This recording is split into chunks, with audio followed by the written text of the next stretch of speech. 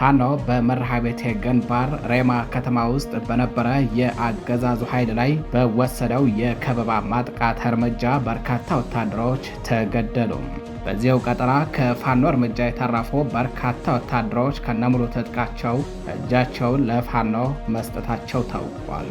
ከሬማ ከተማ በቅርብ ርቀት ቻይና ካምፕ ተብሎ በሚጠራው አካባቢ ላይ ፋኖ ዛሬ ማለዳ ጀምሮ የአገዛዙ ወታደሮችን 360 ዲግሪ በመክበብ ከባድ እርምጃ ወስዶባቸዋል። ፋኖ የአገዛዙ ወታደሮች የሰፈሩበት ካምፕን ጥሶ በመግባት በሚፈጽመው ጥቃት ራሱን ተከላክሎ ማዳን ያልቻለው የአገዛዙ ኃይል የአፈሙዝና የቦምብ ሲሳይ ሆኖ እየቀረ ይገኛል። መረጃውን በዝርዝር አሰራርተነዋል። በቀዳሚነት ታደምጡታላችሁ። በሌላኛው መረጃችን ለብልጽግና መከላከያ ሰራዊት መንገድ ሲመሩና የብልጽግና አገዛዝን ይቃወማሉ በሚል ንጹሃኖችን እየጠቆሙ ሲያስገድሉ የነበሩ 2 የሚሊሻ አባላት እጅ ከፈንጅ ተያዙ።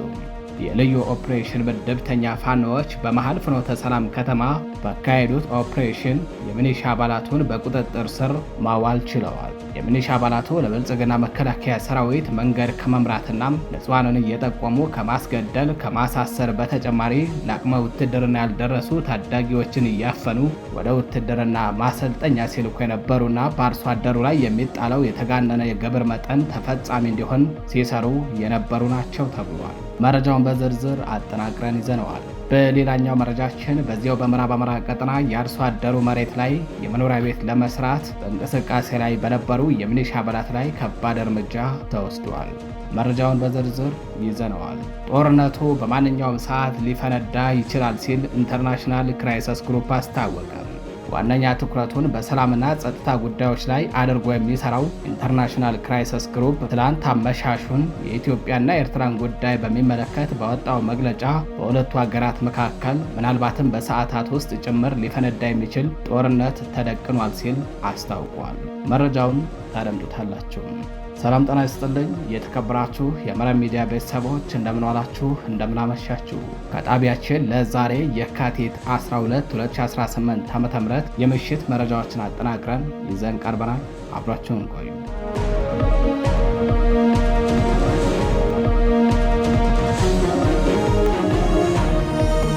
ወደ ቀዳሚው መረጃችን አለፍን።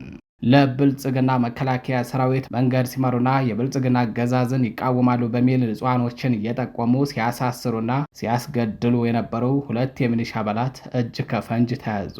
የልዩ ኦፕሬሽን ምድብተኛ ፋኖዎች በመሃል ፍኖተ ሰላም ከተማ ባካሄዱት ኦፕሬሽን ነው የሚሊሻ አባላቱን በቁጥጥራቸው ስር ያዋሉትም። በአማራ ፋኖ ብሔራዊ ንቅናቄ አጼ ቴዎድሮስ ዕዝ 109ኛ ኮር 77ኛ ክፍለ ጦር ስር የሚገኙ የልዩ ኦፕሬሽን ምድብተኛ ፋኖዎች ትላንት የካቲት 11 ለዛሬ የካቲት 12 2018 ዓ.ም አጥቢያ ሌሊት ባካሄዱት ልዩ ኦፕሬሽን የትግል አሜካላሾ የሆኑ ባንዳዎችን እጅ ከፈንጅ በማዋል ለፍርድ ማቅረባቸውን የኮሩ ህዝብ ግንኙነት ክፍል ለመረብ ሚዲያ በላከው መረጃ አስታውቋል። የማይቀረውን የአማራ ህዝብን የነጻነት ቀንን ለማደናቀፍ የጥላትን አጀንዳ ተሸክመው ንጹሃንን የሚያስገድሉና የሚያሳስሩ እነዚህ 2 ባንዳዎችን ከነነፍሳቸው እጅ ከፈንጅ ይዞ ለፍርድ የማቅረብ ተልዕኮ በክፍለ ጦሩ የተሰጣቸው የልዩ ኦፕሬሽን ምድብተኞች የምዕራብ ጎጃም ዞን መቀመጫ በሆነችው ፍኖተ ሰላም ከተማ ትላንት የካቲት 11 2018 ዓ.ም ምሽት ጀምሮ ከተማዋን መሃል ለመሃል ሰንጥቀው በመግባት አሰሳ ሲያካሄዱ ከቆዩ በኋላ ተፈላጊዎቹን ባንዳዎች ከነበሩበት ካምፕ አንገታቸውን አንቀው ማውጣት ችለዋል። ኦፕሬሽኑ እጅግ ሚስጥራዊ በሆነና በረቀቀ መንገድ የተፈጸመ ሲሆን ፋኖች እዚህ ድረስ መጥተው ካጠገባችን የፈለጉትን ወታደር አንገቱን አንቀው መውሰድ ከቻሉ ለእኛስ ነገ ማን አለን በሚል ዛሬ አናድርም ያሉ በርካታ ወታደሮች ካምፑን ለቀው ወደ መከላከያ ሰራዊት ካምፕ ገብተዋል።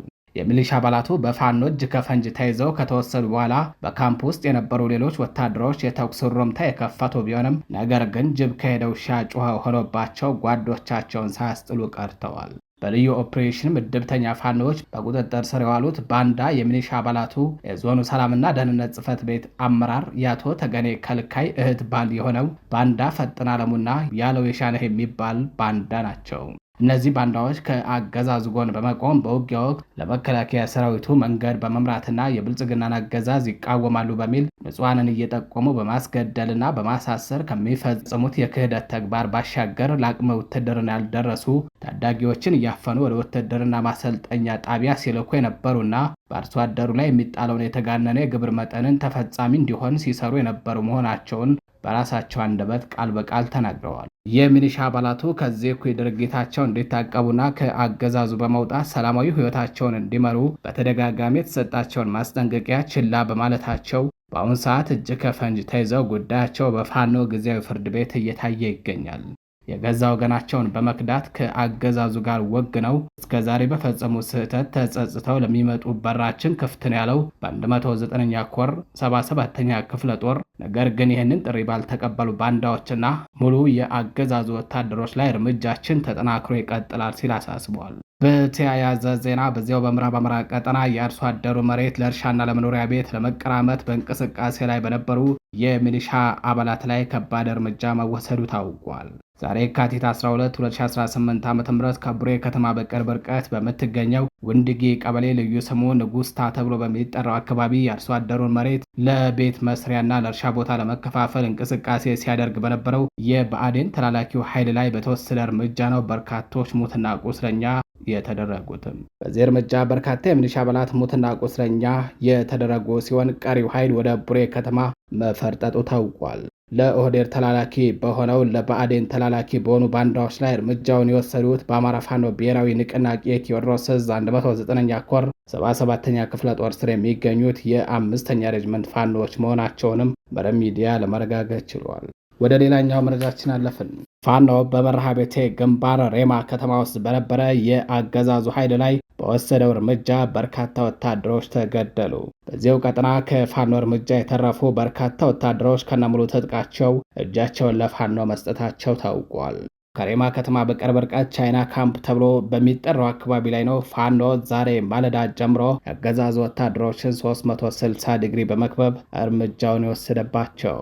ፋኖ የአገዛዙ ወታደሮች የሰፈሩበትን ካምፕ ጥሶ በመግባት በሚፈጽመው ጥቃት ራሱን ተከላክሎ ማዳን ያልቻለው የአገዛዙ ኃይል የአፈሙዝና የቦምብ ሲሳይ ሆኖ እየቀረ ይገኛል። በአማራ ፋኖ ብሔራዊ ንቅናቄ ሸዋ ጠቅላይ ግዛት ህዝብ አገዛዙ ኃይሎች ላይ የተቀናጀ ጥቃት መፈጸሙን አጠናክሮ የቀጠለ ሲሆን በዛሬው ዕለትም በእዙ ስር የአጼ አምደ ጽዮን ኮር አካል የሆነው የአጼ ዳዊት ክፍለ ጦር በመርሐቤቴ አውራጃ ሬማ ከተማ መሽጎ በሚገኘው የብልጽግናው ሰራዊት ላይ ከበባ በማድረግ ከባድ ጉዳት አደርሶበታል። ጥላት ዛሬ የካቲት 12 2018 ዓ.ም ከንጋቱ 12 ሰዓት ላይ መነሻውን ከሬማ ከተማ በማድረግ በከተማዋ ዙሪያ በሚገኘው መጅድ ተብሎ ወደሚጠራው ቀበሌ የተንቀሳቀሰ ሲሆን በዚህም ቻይና ካምፕ በተባለ ስፍራ ላይ በተደረገ ከበባ ለጊዜው ቁጥራቸው በውል ያልታወቁ በርካታ ያገዛዙ ወታደሮች ተገድለዋል። የክፍለ ጦሩ ሻለቃዎች በሰሩት አስደማሚ የቅንጅት ኦፕሬሽን ታላቅ ድል የተቀዳጁ ሲሆን በዚህም ያገዛዙ ኃይል ከደረሰበት ጉዳት በተጨማሪ የመፍረስ አደጋ ገጥሞት ሰራዊቱ የተበታተነ ሲሆን በዚህም ቀሪውን ኃይል የዙ 23 ሽፋን በመስጠት ሙትና ቁስለኛውን ይዞ ወደ ሬማ ከተማ ፈርጥጧል። ይህ በእንዲህ እንዳለ የአማራ ፋኖ ብሔራዊ ንቅናቄ ያወጣውን የምህረት አዋጅ ተከትለው በርካታ ወታደሮች ጥሪውን ተቀብለው ወደ ፋኖ መቀላቀላቸውን ቀጥለዋል። ሰሞኑን በርካታ የብልጽግና ወታደሮች በአማራ ፋኖ ብሔራዊ ንቅናቄ ሸዋ ጠቅላይ ግዛት ዕዝ በየኮሮቹ ስር ባሉ የክፍለ ጦር አሃዶች ውስጥ በየቦታው ከነሙሉ ትጥቃቸው እየተቀላቀሉ መሆኑ ታውቋል። ወደ ሌላኛው መረጃችንን አለፍን። ጦርነቱ በማንኛውም ሰዓት ሊፈነዳ ይችላል አለ ኢንተርናሽናል ክራይሲስ ግሩፕ። የኢትዮጵያና የኤርትራ ጦርነት ምናልባትም በሰዓታት ውስጥ ጭምር ሊፈነዳ ይችላል ሲል ዓለም አቀፉ ተቋም ከባድ ማስጠንቀቂያ ሰጥቷል። ዋነኛ ትኩረቱን በሰላምና ጸጥታ ጉዳዮች ላይ አድርጎ የሚሰራው ኢንተርናሽናል ክራይሲስ ግሩፕ ትናንት ማምሻውን ኢትዮጵያና ኤርትራን እንደዚሁም በትግራይ ክልል ያለውን አሳሳቢ ሁኔታ አስመልክቶ የጥናት ሪፖርት ይፋ አድርጓል። ዓለም አቀፉ ተቋም ባወጣው አዲስ ጥናት ሪፖርት ላይ እንዳመላከተው በኢትዮጵያና ኤርትራ መካከል እየተባባሰ የመጣው ውጥረት እንደዚሁም በፌዴራል መንግስቱና በህወሓት መካከል መልሶ እያገረሸ ያለው የግጭት አዝማሚያ ወደ ጦርነት ሊቀየር ጫፍ ደርሷል ሲል አሳስበዋል። በአብይ አህመድና በኢሳያስ መንግስታት እንደዚሁም በህወሓት መካከል ያለው የተወሳሰበና በውጥረት የታጀበውን ግንኙነት በአፍሪካ ቀንድ በማንኛውም ቅጽበት ሊፈነዳ የሚችል የባሩድ በርሜል ሲል ኢንተርናሽናል ክራይሲስ ግሩፕ የሁኔታውን አሳሳቢነት በሪፖርቱ ገልጾታል። ሪፖርቱ በፈረንጆች አቆጣጠር በ2018 በኢትዮጵያና ኤርትራ መካከል ተፈርሞ የነበረው የአዲስ አበባ አስመራ ባህር ዳር ወታደራዊ ጥምረት ሙሉ በሙሉ ፈርሶ አሁን ላይ ሁለቱ ሀገራት እርስ በርስ ወደ መጠላላትና ወደ ጦርነት እየተንደረደሩ ነው ሲል ያትታል። ተቋሙ ባወጣው መግለጫ የተለያዩ ምክንያቶች ጦርነቱን ሊያፈነዱት እንደሚችሉ ያስጠነቀቀ ሲሆን ወደ ጦርነት ዘው ብሎ ለመግባት ቀላል ቢሆንም ጦርነቱን ለማስቆም ግን በጣም ከባድ ይሆናል ብለዋል።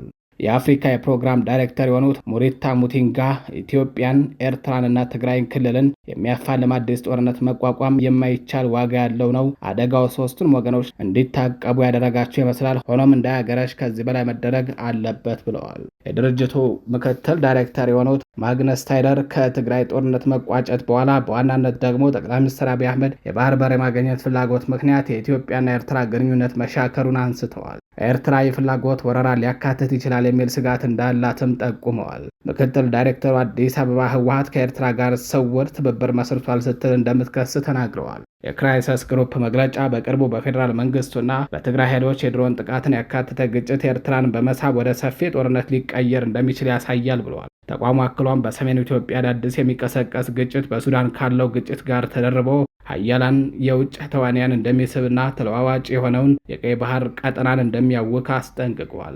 ክራይሰስ ግሩፕ ተጽዕኖ ፈጣሪ የአፍሪካ ሀገራትና ዓለም አቀፍ ሀገራት የዲፕሎማሲያዊ ስራቸውን እንዲጨምሩ ኢትዮጵያ መንግስትና ህወሓትን እንዲያሸማግሉ ጠይቋል። አክሎም የኢትዮጵያ ባህር በር የማግኘት ፍላጎትና የኤርትራ ሉዓላዊነት ላይ ጥቃት የመሰንዘር ስጋትን ጨምሮ በሁሉም በኩል ያሉ ወገኖች ቁርሾች እንዲፈቱ ጥሪ አቅርቧል። የተከበራችሁ የመረብ ሚዲያ ቤተሰቦች ለዛሬ የካቲት 12 2018 ዓ.ም ይዘናቸው የነበሩት የምሽት መረጃዎቻችን እነዚህን ይመስላሉ። በሌሎች መረጃዎች እስከምንገናኝ ቸር ቆዩ።